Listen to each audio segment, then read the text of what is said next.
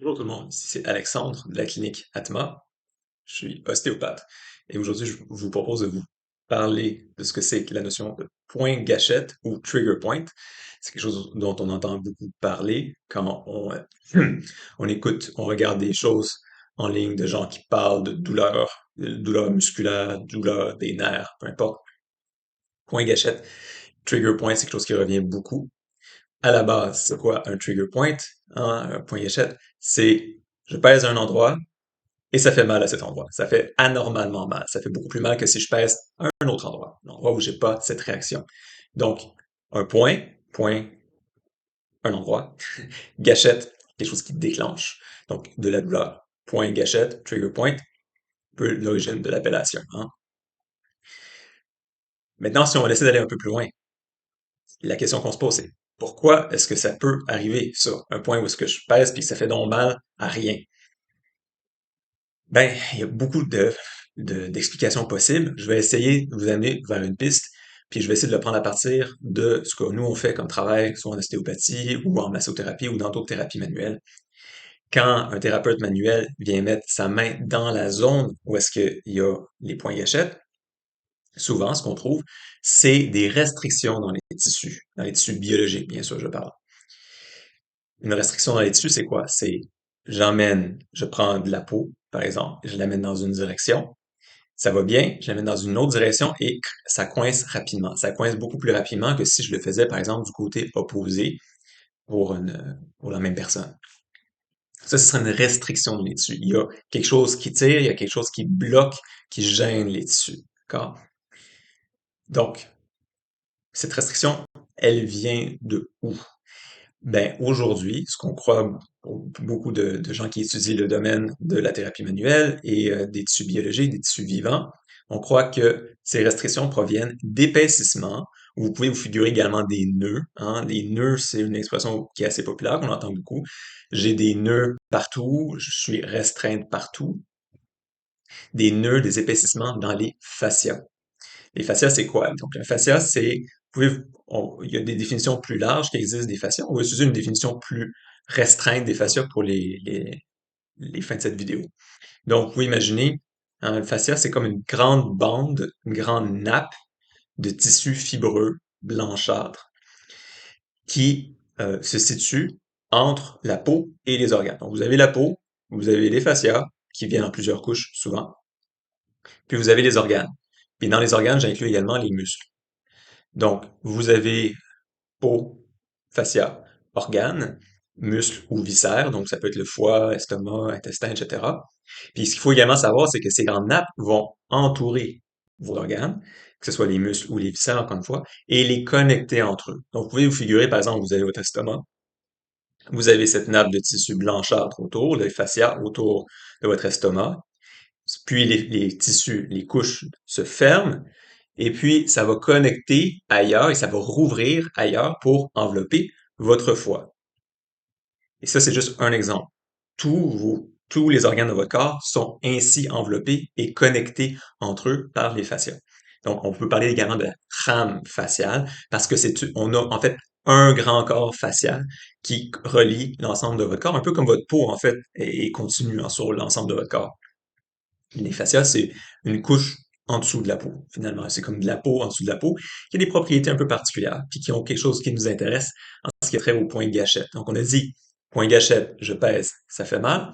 Quand le thérapeute manuel vient, il met sa main et qu'il teste la région, il note des restrictions, il va noter des nœuds, des restrictions dans la région. Et le thérapeute manuel, typiquement, qu'est-ce qu'il va faire? Il va traiter les nœuds par les différents outils dont on dispose, dont on a appris à se servir dans nos écoles. Et donc, est-ce que ça devrait aider avec la douleur? La réponse est, on espère que oui.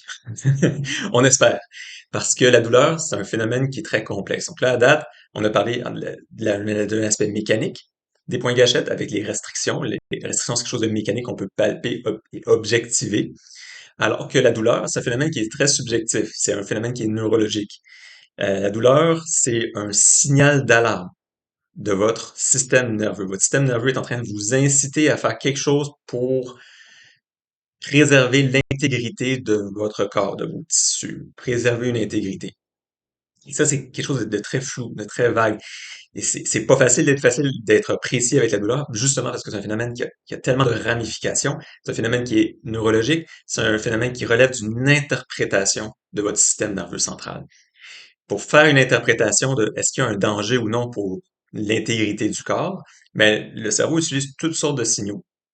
Ça peut être des signaux dans l'environnement également. Mais si ça fonctionne normalement, ça devrait normalement s'appuyer sur des signaux qui viennent des tissus, de l'intégrité effective de nos tissus, de l'état de nos tissus.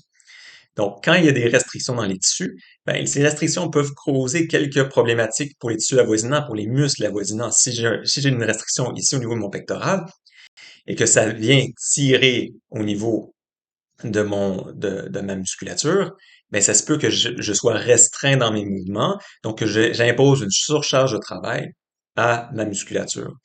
Donc ça peut mener peut-être à de l'irritation et entraîner subséquemment peut-être de la douleur. Donc, vous voyez dans tout ce que je viens de vous décrire, en fait, il y a plusieurs tissus qui sont concernés, qui pourraient faire partie de des informations qui vont être relevées par le cerveau pour déterminer est-ce qu'il y a un problème dans la région, est-ce que ça vaut la peine d'envoyer un signal de douleur ou non à mon hôte, hein, l'hôte étant vous, le système nerveux étant ben, la machine qui décide pour vous finalement, parce que on n'a pas un contrôle si conscient que ça tout le temps sur les phénomènes de notre système nerveux autonome.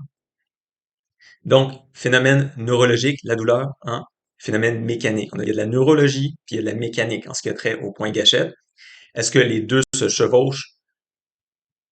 Souvent, oui, on peut croire. Il y a une étude, entre autres, de Hélène Langevin de 2012, qui a démontré que chez les gens qui ont de la douleur de bas de dos, de la douleur chronique de bas de dos, les fascias du bas du dos ont tendance à être effectivement plus épais, à avoir plus d'épaississement et de restriction dans leur mouvement. Donc, les couches de fascia dont on parlait ont tendance à moyen se dissocier les unes des autres.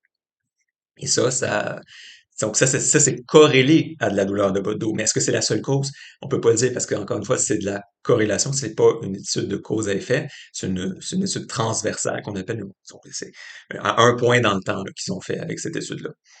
C'est pas la seule qui va dans ce sens-là, c'est celle que je peux vous citer personnellement, en laquelle j'ai confiance. Donc voilà, j'espère que ça vous éclaire un peu par rapport au point gâchette. Je veux juste m'assurer que j'ai bien couvert tout ce que j'avais à couvrir. Je crois que oui, parce qu'on a parlé de la neuro, on a parlé de la mécanique, puis vous comprenez aussi qu'est-ce qu'on essaie de faire comme travail les thérapeutes manuels en travaillant à défaire ces adhérents dans les tissus. Peut-être que je pourrais faire une autre vidéo où est-ce que j'irai plus loin en ce qui est trait au pourquoi ces adhérences se produisent en premier lieu, mais je crois que c'est pour une seule vidéo, c'est assez d'informations pour aujourd'hui. Donc voilà, c'était Alexandre Savard-Déo, ostéopathe de la clinique Atma, puis j'espère que vous avez apprécié le contenu de cette vidéo, que ça vous a informé et éclairé par rapport à notre travail. Merci.